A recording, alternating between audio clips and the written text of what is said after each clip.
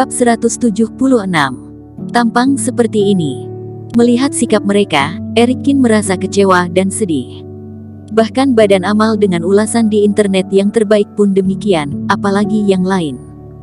Minta bosmu keluar untuk menemuiku. Eric Kin berkata dengan dingin. Resepsionis itu tiba-tiba tertawa. Dia melihat ke arah Eric Kin dan berkata, kamu pikir kamu ini siapa? Bos kami sangat sibuk, mana bisa ditemui semaunya. Keluar dari sini, atau aku akan meminta satpam untuk mengusirmu.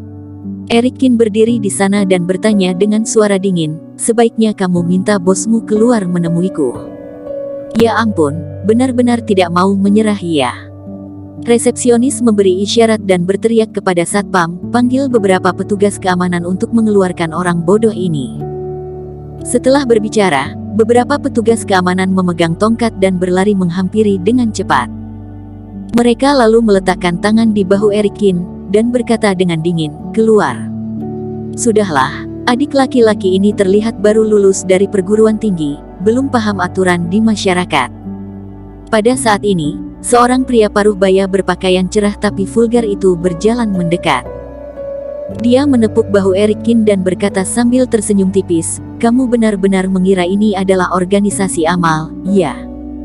Anak muda, kita semua sama-sama keluar untuk mencari uang, apakah kamu mengerti? Eric Kin mencibir, jika badan amal pun seperti ini, aku pikir lebih baik dibatalkan saja. Memangnya semuanya terserah apa katamu? Benar-benar gila. Pria paruh baya itu mencibir, jangan bikin masalah di sini. Kalau mau dapat uang, diamlah di pinggir, mengerti? Aku melihatmu masih muda, jadi bersedia mendidikmu dengan gratis. Setelah itu, orang ini berbicara banyak tentang kehidupan bermasyarakat kepada Eric Kin. Pada saat ini, seorang wanita dengan pakaian profesional berjalan menghampiri dengan cepat bersama beberapa orang. Ada apa? Dia berteriak begitu datang. Si resepsionis dengan cepat mencibir dan berkata, Ce Oli, ada seorang anak yang membuat masalah di sini. Kakak ini sedang mengajarinya. Ce Oli melirik ke arah Eric Kin, lalu ke pria vulgar di sebelahnya. Dia memutar matanya, dan tiba-tiba sepertinya terpikir akan sesuatu. Dia dengan cepat menjabat tangan pria vulgar itu dan berkata, Anda adalah orang yang kesini untuk membahas kerjasama itu, ya? Aku sudah lama menunggu Anda. Seperti yang dikatakan Ce Oli, pria vulgar itu memang di sini untuk membicarakan tentang kerjasama. Perusahaannya baru-baru ini memiliki sejumlah besar uang untuk membayar pajak, jadi dia ingin pergi ke badan amal untuk menghindari pajak secara legal. Jadi, pria vulgar itu pun mengangguk dan berkata, Ce Oli benar-benar berwawasan. Tidak seperti itu.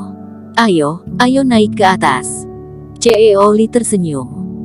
Lalu, Ce Oli memandang Eric Kin dan berkata ke resepsionis, beri dia uang dan minta dia pergi, jangan mempengaruhi citra perusahaan kita. Baik, Ce Oli, jangan khawatir. Resepsionis itu mengangguk dengan cepat. Dia mengambil uang dari dompetnya sendiri, mengeluarkan beberapa ratus ribu dan melemparkannya ke Eric Kin, sambil berkata, ambil uangnya dan cepatlah pergi, jangan bikin susah sendiri. Eric Kin melirik uang kertas yang jatuh ke lantai, mengangkat alisnya dan berkata, apakah kalian badan amal atau organisasi X? Apa yang kamu katakan? Ce Oli tiba-tiba berteriak, jangan dikasih muka malah tidak mau. Eric Kin mencibir dan berkata, Ce Oli, sepertinya tidak perlu lagi membicarakan kerjasama di antara kita. Kerjasama? Kerjasama apa yang aku miliki denganmu? Ce Oli mengamati Eric Kin. Bagaimanapun dia melihatnya, dia seperti anak muda miskin yang datang untuk memeras uang. Eric Kin tidak menjelaskan. Dia berbalik dan hendak pergi. Di saat inilah, dia melihat Brian Chi berjalan mendekat tidak jauh dari situ. Ce Ochi, mengapa Anda di sini? Brian Chi adalah pelanggan utama perusahaan Yiming. Dia mengambil sejumlah uang darinya hampir setiap bulan. Oleh karena itu, tidak berlebihan untuk mengatakan bahwa melihat Brian Chi lebih senang daripada melihat ayahnya. Melihat Brian Chi, dia juga bersemangat dan cemas, bahkan berlari menghampiri dengan langkah kecil. Ce Ochi, pelan-pelan. CEO Lee menyambutnya dengan senyuman. Namun, Brian Chi langsung melewatinya, berjalan cepat ke depan Eric Kin, dan berkata dengan hormat, "Tuan Kin, mengapa Anda ada di sini?" Eric Kin berkata dengan lirih, "Kakek Su ingin mengadakan perjamuan dalam bentuk pesta amal. Aku sedang mencari perusahaan untuk bekerja sama, tetapi aku tidak menyangka bahwa perusahaan Yiming akan seperti ini." Brian Chi tercengang. Dia tertawa dan berkata, "Tuan Kin, jika Anda benar-benar ingin beramal, bagaimana Anda bisa datang ke tempat kumuh ini? Anda benar-benar mengira ini adalah badan amal. Terus terang di sini hanya melayani orang kaya. Daripada menyebutnya badan amal, lebih baik menyebutnya sebagai pusat layanan orang kaya." Ulasan di internet terlihat cukup bagus, gumam Eric Kin. "Oh, itu semua pemasaran online, Anda tidak dapat mempercayainya. Sekarang ini asalkan memiliki kemampuan pemasaran yang kuat, tahi pun bisa jadi harum." Brian Chi tertawa. Saat ini, wajah CEO Lee di samping sudah pucat. Orang-orang yang melihat pun hanya bisa menarik nafas. Pemuda yang terlihat biasa di depannya ini adalah Eric Kin yang telah membuat Kimi Feng menundukkan kepalanya. Menantu dari keluarga Su. "Kin, Tuan Kin." CEO Lee sangat ketakutan sampai dahinya berkeringat, dia bahkan gemetar ketika berbicara.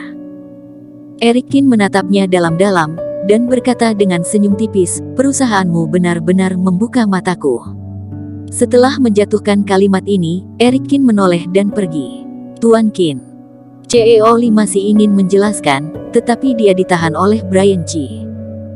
"CEO Lee, aku pikir kerja sama antara keluarga Chi kami dan perusahaan Yiming berakhir sampai di sini saja." Brian Chi berkata dengan dingin, "Selain itu, lebih baik perusahaan Anda segera pindah dari kota X." Setelah menjatuhkan kalimat ini, Brian Chi berlari mengejar Eric Kin. "Tuan Kin, tunggu aku!" teriak Brian Chi. Setelah mengejar keluar, Eric Kin merasa pusing. "Ada berapa perusahaan seperti ini, Tuan Kin?" Brian Chi berlari menghampiri, dia menggosok tangannya dan berkata, "Tuan Kin, aku ingin meminta bantuan Anda, tidak disangka bisa bertemu Anda di sini." "Minta bantuanku?" Eric Kin yang sudah sedikit kesal menggelengkan kepalanya dan berkata, "Aku tidak punya waktu."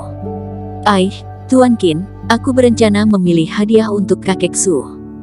Tolong bantu aku." Brian Chi mengikuti di belakang dan berkata dengan cemas. Eric Kin mengabaikannya dan berjalan lurus ke depan. Brian Chi mengoceh di belakangnya, ada sebuah jalan di kota X bernama Local Street. Saat ini, Local Street menarik banyak orang dari semua lapisan masyarakat untuk menjual barang-barang berharga mereka. "Tuan Kin, temanilah aku pergi." Eric Kin berhenti. Dia berbalik dan memandang Brian Chi, dan berkata, "Barang berharga apa?" "Segalanya ada," kata Brian Chi sambil menepuk dadanya. "Tahun lalu ada seorang dokter jenius yang menjual kualifikasinya mengobati penyakit. Konon asalkan mengeluarkan satu obat mujarab sudah bisa membantu orang untuk memeriksa penyakitnya, orang mati pun bisa dihidupkan kembali." Bersambung. Terima kasih telah menonton video ini sampai akhir. Jangan lupa subscribe dan nantikan kisah episode selanjutnya hanya di Novel Story. Salam.